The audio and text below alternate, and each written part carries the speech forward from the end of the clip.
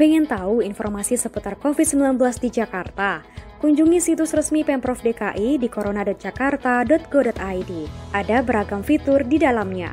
Kita bisa klik data pemantauan untuk mengetahui update jumlah kasus terkonfirmasi COVID-19, jumlah PDP dan ODP, mapping ODP, PDP dan pasien positif, informasi jenis kelamin dan umur, diagram tren nasional dan Jakarta, penambahan kasus harian, grafik akumulasi pemakaian rapid test, dan grafik pemakaman jenazah dengan protap COVID-19.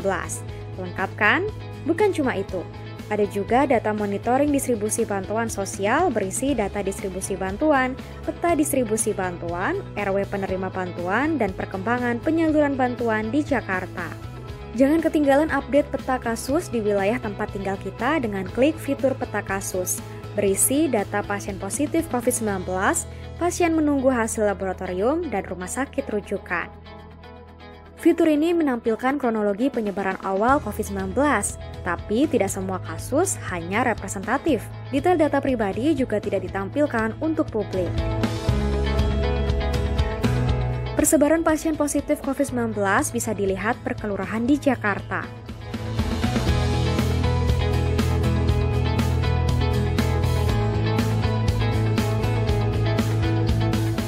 Ada fitur konten publikasi yang bisa untuk tahu informasi seputar COVID-19, berupa infografik dan siaran pers yang bisa diunduh publik. Masih bingung seputar COVID-19? Temukan jawabannya di fitur FAQ.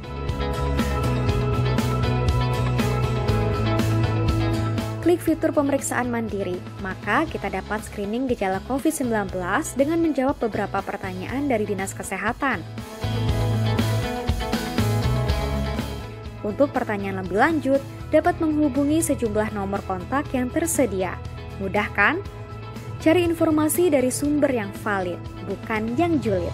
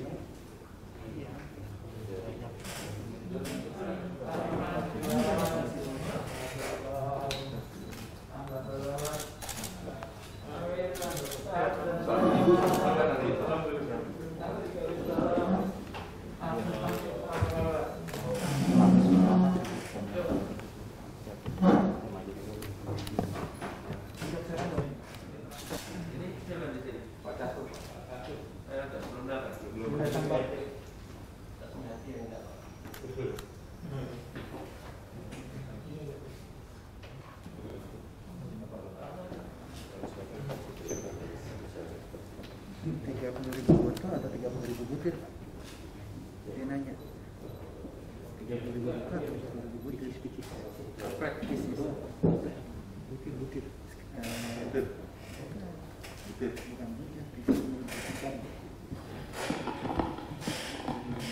Assalamualaikum warahmatullahi wabarakatuh.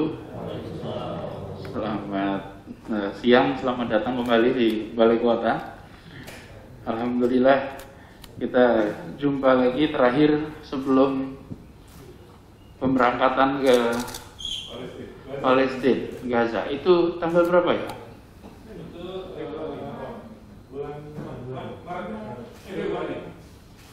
Februari. 16 Februari. Alhamdulillah, dan mudah-mudahan Mercy makin berkembang. Insyaallah. Terima kasih, dan siang ini sama-sama juga dengan Repower Asia Indonesia TBK, Pak Ihsan Talib dan seluruh jajaran. Selamat, mudah-mudahan kondisi pasar yang sedang volatilitas ini insya Allah bisa dilewati. Karena sebagai yang baru berada di dalam, mudah-mudahan ini fasenya fase bangkit nantinya, insya Allah. Oke, langsung aja mungkin ya. Kita silakan Pak Ihsan. Bismillahirrahmanirrahim. Pak Gubernur yang kami hormati, dalam hal ini pemimpin Repower, mungkin langsung nanti dari direktur utamanya Pak Gubernur. Pak Aulia, kami silakan untuk menyampaikan sepatah. Silakan. Bismillahirrahmanirrahim. Assalamualaikum warahmatullahi wabarakatuh. Alhamdulillah. Illadzi arsala rasulahu bil huda wa dinil haq. Asyhadu an la ilaha illallah wahdahu la syarika lah wa asyhadu anna Muhammadan abduhu wa rasuluh la nabiyya ba'dah. Allahumma shalli ala nabiyyina Muhammad wa ala alihi wa sahbihi wasallam. Yang kami hormati Bapak Gubernur DKI Jakarta beserta jajaran pimpinan Provinsi DKI Jakarta. Yang kami hormati Bapak Iksan Talib sebagai komisaris utama kami di PT Recover Asia Indonesia Tbk. Yang kami hormati Bapak Sarbini Abdul Murad, Ketua Presidium Mercy Indonesia. Yang kami hormati Bapak-bapak hadirin yang tidak bisa saya sebutkan satu persatu. Terima kasih atas kehadirannya. Alhamdulillah, pertama-tama kami ucapkan syukur kepada Allah karena masih diberikan kesehatan, kekuatan untuk bisa berjumpa dengan Pak Gubernur dan jajaran pada kesempatan hari ini. Yang kedua, tak lupa kami ucapkan terima kasih atas waktunya Pak yang telah menerima kami dengan baik pada kesempatan siang hari ini. Selamat datang juga kepada teman-teman media. Dan kemudian terima kasih pula kepada teman-teman dari Mercy yang sudah hadir juga untuk menemani kami menghadap ke Bapak Gubernur yang kami hormati. Beberapa hari yang lalu, tepatnya minggu lalu, kami mendengar informasi dan seruan dari Bapak mengenai KSBB, Pak. Kolaborasi sosial berskala besar. Saya menyadari bahwa sebagai perusahaan publik, alhamdulillah, pada awal Desember 2019 kami telah menjadi perusahaan publik, menjadi TBK di awal Desember 2019. Sebagai perusahaan terbuka kami menyadari punya tanggung jawab sosial lebih besar kepada publik. Karena kami berusaha, kami melakukan kegiatan kerja di wilayah Indonesia, Jakarta dan sekitarnya. Oleh karena kami terpanggil untuk bisa mengkonsolidasikan apa yang kami bisa berikan, apa yang kami bisa bantukan kepada masyarakat, kepada para pejuang-pejuang yang tengah berjuang melawan pandemi COVID-19 ini. Alhamdulillah di internal Recover kami mencoba mengkonsolidasi dan terkumpullah sejumlah dana, dan kebetulan perlu Bapak ketahui juga ini adalah hasil dari, selain dari kas internal kami, juga penyisihan dari direksi, komisaris, dan karyawan yang telah menyisihkan tidak persentase tapi hampir separuh gajinya Pak, untuk membantu masyarakat dalam hal ini para pejuang-pejuang yang tengah melawan pandemi COVID-19. Dan juga yang membuat kami agak terharu ketika kami umumkan ini kepada warga, kami kebetulan usahanya developer properti Pak. Ternyata warga ada yang mau ikut urunan juga. Jadi kami mau ada konsolidasi, ternyata ada warga yang ikutan. Oh saya ikutan, saya. Menyebabkan ini kami punya tanggung jawab lebih untuk bisa menjaga aman ini lebih baik lagi. Oleh karena itu mungkin jumlahnya masih belum seberapa. Alhamdulillah kami telah terkumpul untuk menyumbangkan sekitar 1000 APD lengkap Pak, berupa hazmat, face shield, masker, boot yang berada di depan ini, beserta kelengkapan lainnya yang akan disumbangkan untuk para pejuang-pejuang di garis depan, Pak. Mudah-mudahan ini akan berguna, bermanfaat buat kita, sama-sama mendukung Bapak dan jajaran serta para pejuang yang tengah. Mungkin kami nggak bisa berjuang secara langsung karena kami bukan orang kesehatan, tapi teman-teman ini bisa berjuang secara maksimal dalam rangka menanggulangi COVID-19 ini. Pak Anies dan Bapak Ibu sekalian, kami menyadari bahwa tidak hanya itu, insya Allah kami pun akan melakukan sumbangan logistik lainnya. Sedang kami bersama Mercy nanti kami coba cari titik-titiknya sesuai dengan seruan KSBB agar bisa lebih mengena kepada masyarakat yang terdampak. Ya sedikit banyak kami berusaha membantu semampu kami Pak. Mudah-mudahan Allah bisa menilai ini sebagai amal bakti kami semua dan juga bisa sedikit banyak membantu Bapak membantu teman-teman, membantu masyarakat dalam rangka survive tadi. Tidak hanya kami, tapi kami yakin kalau masyarakat survive kembali, dan ini pun bisnis kami akan kembali baik lagi. Dan yang terakhir, kami pun merasa tidak bisa sendirian melakukan hal ini, Pak. Oleh karenanya kami lihat teman-teman dari Mercy ini sudah aktif kemana-mana dan sebagainya, dan kami menggandeng Mercy juga untuk membantu kami menyalurkan, mohon izin Pak, menyalurkan ini kepada pihak terdepan yang terkait maupun sumbangan lainnya. Alhamdulillah terkumpul dengan jumlah sekitar 1 miliar rupiah yang akan kami serahkan secara bertahap. Mudah-mudahan ini bisa menjadi trigger buat teman-teman di industri, di perusahaan-perusahaan lain untuk bisa sama-sama membantu, kita saling bahu-membahu untuk bisa menanggulangi ini. Karena saya rasa kami berpendapat bahwa ini tidak bisa di-handle sendirian. Kita harus bersama-sama mendukung Bapak dan jajaran yang telah melakukan langkah-langkah strategis untuk penanggulangan pandemi ini. Dan mudah-mudahan kami berdoa apa yang kami sumbangkan ini bisa bermanfaat, bisa menjadi amal bakti juga buat kami, dan juga bisa dimanfaatkan dengan sebaik-baiknya. Sekian dari kami, Pak. Terima kasih. Billahi taufiq wal hidayah. Assalamualaikum warahmatullahi wabarakatuh.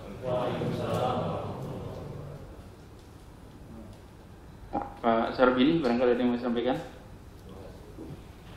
Assalamualaikum warahmatullahi wabarakatuh. Yang saya hormatin Bapak Gubernur beserta jajarannya, dan saya banggakan rekan-rekan dari Mercy. Alhamdulillah pada kesempatan ini kita berkumpul di sini dalam beramaliyah ibadah puasa. Mudah-mudahan doa kita ini bisa bermanfaat bagi masyarakat Jakarta, khususnya pada Indonesia pada umumnya. Bahwa biasanya Mercy kalau ada bencana kita semperin, tapi kok sekarang berbeda. Jadi kita harus berinovasi untuk bisa membantu rakyat kita. Nah, physical distancing, walaupun tidak ada physical distancing, tapi hati kita enggak. Tetap hati kita bersatu untuk menanggulangi COVID ini. Dan terima kasih kepada rekan-rekan Republik Asia Indonesia yang mempercayakan Mercy untuk bisa menyalurkan bantuan khususnya kepada rekan-rekan dokter, dan nanti yang mungkin kita salurkan kepada orang-orang yang lebih berhak, khususnya utamakan pangan dan lain sebagainya. Dan diketahui bahwa lebih kurang ada 50 dokter dari Mercy yang bekerja di kota, dan mereka membutuhkan sekali APD ini, karena APD ini cepat hilangnya, cepat bergilirnya. Oleh sebab itu, sebagai garda terdepan, saya pikir ini sangat bermanfaat nantinya apa yang diberikan oleh rekan-rekan dari Republik Asia Indonesia ini. Dan Pak Gubernur, sekarang kantor Mercy ini sudah seperti bengkel, Pak Gubernur. Bengkel buat facial dan sebagainya. Dan ini merupakan inovasi besar rekan untuk bisa berbuat terbaik dalam kondisi COVID ini. Dan sebab itu saya pribadi mengapresiasi pada rekan-rekan yang telah mengambil inovasi besar ini. Dan selanjutnya alat APD ini kita sumbangkan 125 rumah sakit dan klinik, Pak Gubernur, dari Papua sampai dengan Aceh. Jadi banyak sekali mereka membutuhkan bantuan kepada Mercy. Ada rumah sakit RSUD, ada swasta, ada dari Kota Rejo dan sebagainya. Saya kira ini kesempatan kita untuk berbuat terbaik untuk Indonesia. Dan Mercy selalu berada di depan untuk melakukan ini. Artinya bukan hanya Gaza sebagai perhatian utama, Indonesia juga menjadi bahagian besar dari kita. Dan insya Allah apa yang sudah melandai COVID, dan mudah-mudahan ini bisa berlalu. Dan kita yakin pasti badai pasti berlalu, dan insya Allah ini merupakan ujian besar buat kita. Kita tetap kuat, kita bersama, dan kami apresiasi kerja Pak Gubernur beserta jajarannya dalam rangka untuk pencegahan COVID ini. Saya pikir demikian, dan sekali lagi terima kasih kepada rekan-rekan Republik Asia Indonesia yang telah mempercayakan Mercy untuk menyalurkan bantuan ini. Mudah-mudahan ini bermanfaat bagi rekan-rekan dokter yang ada di Jakarta khususnya. Terima kasih. Assalamualaikum warahmatullahi wabarakatuh. Terima kasih Pak Sarbini, Pak Aulia, dan semuanya yang hadir di sini, Pak Farid, seluruh keluarga besar Mercy maupun Repower Asia Indonesia. Jadi memang COVID ini yang melanda seluruh dunia membutuhkan respon yang agak berbeda. Biasanya kalau ada bencana kita mendatangi lokasi, ada bencana kita berkumpul untuk menggalang kekuatan. Kalau sekarang kita tidak boleh berkumpul, kita tidak ada tempat yang bisa didatangi karena memang nature-nya beda sekali. Itu sebabnya pola-pola bantuan juga berubah, dan termasuk sebetulnya cara kita memandang atas masalah pun perlu kita ubah. Jadi saya ingin sampaikan terima kasih pada Bapak Ibu di Repower Asia yang sudah merespon. Memang kemarin ya di meja ini panggilan untuk mari bayar balik ke Jakarta, karena Jakarta sudah memberikan begitu banyak kepada kita. Di Jakarta ini peluang tumbuh berkembang, dan kami sampaikan berkali-kali, Jakarta tidak minta donasi, Jakarta minta untuk bayar balik, karena sudah begitu banyak yang diberikan oleh Jakarta. Sekarang saatnya memberikan kepada saudara-saudara kita yang kondisinya berat, sulit, yang tanpa bantuan dukungan kita mereka tidak akan bisa survive. Nah, berapa lama ini akan kita hadapi? Wallahu a'lam. Tidak ada yang tahu. Kalau ada yang menyebut bulan-bulan tertentu, silahkan. Tapi Gubernur Jakarta tidak punya urusan dengan ramal-meramal. Gubernur Jakarta, Pemprov DKI Jakarta, ini kerjanya adalah mengamankan bagaimana kita memastikan kebutuhan rakyat yang tidak punya penghasilan aman, mereka yang bekerja untuk pelayanan kesehatan terjamin, dan mereka yang memiliki masalah medis itu tertangani dengan baik. Nah, di Jakarta alhamdulillah kapasitas yang kita miliki itu memungkinkan untuk menghandle. Untuk diketahui saja di sini, Jakarta ada 190 rumah sakit. 190 rumah sakit. Yang hari ini menghandle COVID 172 rumah sakit. Oke. Kita memiliki 3.600 kamar yang disiapkan untuk COVID. Alhamdulillah itu belum pernah penuh. Kita ada 1.200 ICU yang disiapkan untuk COVID. Dan sampai dengan sekarang terpakai hanya 900-an. Jadi kapasitas yang kita miliki itu semua dialokasikan di awal. ICU disiapkan 1.200 itu dialokasikan supaya tidak menggeser orang. Tempat untuk tempat tidur kamar bed itu juga sudah disiapkan 3.600 itu dialokasikan awal.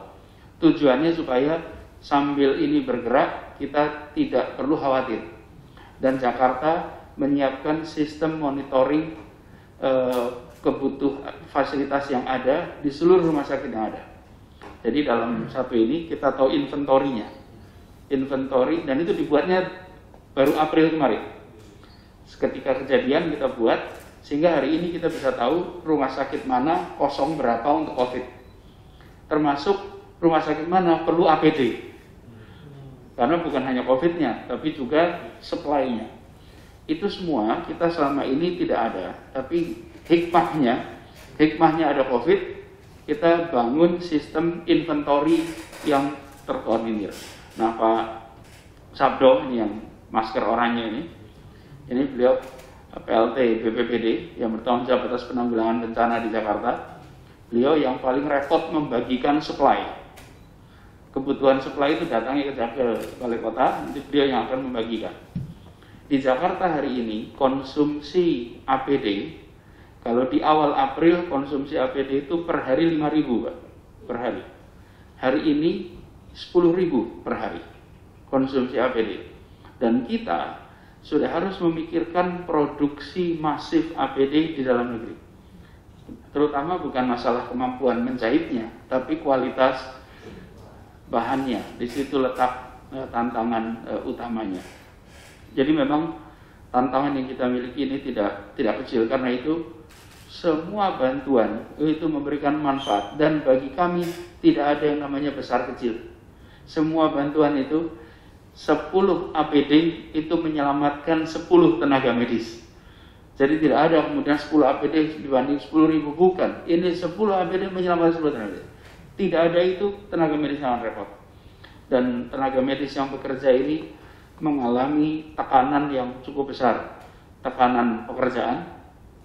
Karena kalau sudah menggunakan APD, maka praktis tidak bisa melakukan apa-apa, tidak bisa dibuka APD itu sampai selesai. Bisa 4 jam, bisa kalau sanggup 6 jam. Itu tidak mudah gitu. Lalu yang kedua, mereka juga menghadapi masalah lingkungan yang belum tentu lingkungan sekitarnya itu bersahabat.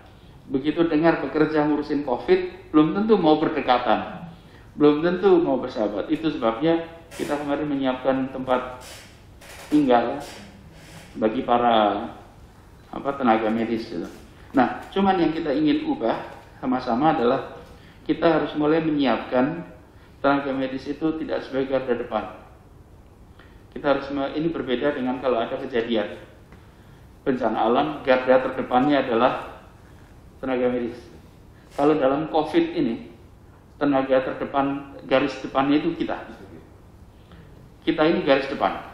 Kalau kita gagal mencegah, jebol pertahanan kita, maka jadi pasien baru masuk garda belakang. Pertahanan terakhir kita tenaga medis. Tenaga medis itu pertahanan terakhir supaya kalau masuk rumah sakit bisa recovery. Saya kemarin bilang ini kalau orang masuk rumah sakit sekarang ini pilihannya 2, recovery atau cemetery. Oke? Nah, kita mencoba untuk masuk rumah sakit, kembalinya ke recovery. Tapi untuk recovery itulah tenaga medis. Jadi tenaga medis ini harus dieman-eman, karena dia pertahanan terakhir kita, pertahanan pertama kita. Nah, karena kita tidak boleh karantina wilayah, jadi kita karantina wajah. Nah, ini kita akan melakukan karantina wajah, karena kami menduga salah satu efek paling besar terhadap pengendalian di Jakarta adalah masker. Masker itu punya efek yang sangat besar, karena transmisi virusnya itu menjadi lebih terkendali. Nah, kita yang di garda terdepan ini, saya rasa betul-betul harus serius mengurangi kegiatan yang bersifat fisik langsung, tapi kegiatan jarak jauh. Dan itu artinya beban ekonomi, beban sosial, apalagi di bulan Ramadan. Bulan Ramadan ini bulan masjid, dan tahun ini nggak ada kegiatan di masjid. Ini terasa sekali sebagai sebuah ujian. Insya Allah kita semua yang di sini, tadi disampaikan oleh Pak Aulia, Pak Sarbini, menceritakan betapa besarnya perhatian dari masyarakat semua. Mudah-mudahan jadi penanda bahwa di balik pembatasan sosial ada solidaritas sosial yang kuat. Dan mudah-mudahan sesudah melewati ini semua, kita sebagai masyarakat menjadi lebih kuat lagi, insya Allah. Nah, harapannya Bapak sekalian, saya ingin sampaikan terima kasih juga pada Mercy karena sudah mengurangi beban, melakukan pendistribusian ke berbagai tempat. Sekarang ini Pak, kalau di Jakarta dengan segala macam plus minusnya ada 172 rumah sakit. Kapasitas kita saja masih penuh. Tapi di banyak wilayah lain belum itu ada. Dokter spesialis paru di Indonesia ada sekitar 800. Dari 800 spesialis paru itu di Jakarta 200 Pak. Jadi Jakarta itu seperempatnya dari semua spesialis paru. Karena itulah bantuan-bantuan seperti ini di Jakarta maupun di luar insya Allah akan membantu meringankan. Dengan adanya Mercy ikut mendistribusikan, insya Allah mengurangi beban kita. Dan ini tadi cerita bahwa sudah seperti bengkel Mercy ini karena menyiapkan macam-macam Pak ya, shield, dan lain-lain.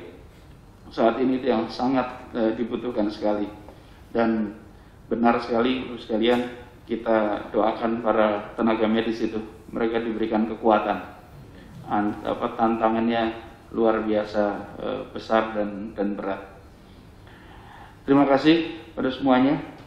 Terima kasih atas dukungannya, dan merci, insya Allah amanat yang nanti dititipkan bisa didistribusikan dengan baik. Kami ucapkan terima kasih buat semuanya. Begitu dari kami. Assalamualaikum warahmatullahi wabarakatuh. Bisa langsung ya.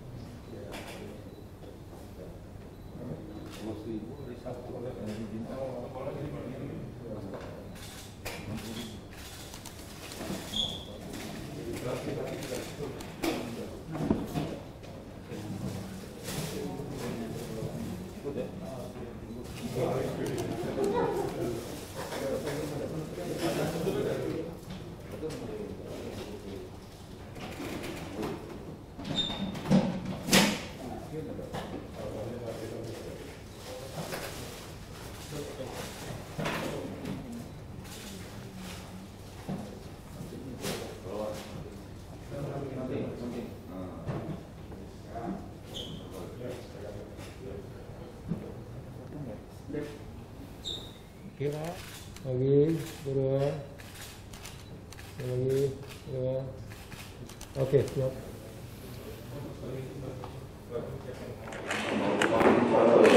Bisa dibilang kita tidak tahu berapa itu, nggak tahu, betul-betul tidak tahu. Maksimal aja lah kita. Iya, nggak tahu itu karena begini, yang kita tahu adalah yang lapor, ada gejala, yang tidak ada gejala, ada meninggal, itu ngatur. Jadi kita pada depan ya.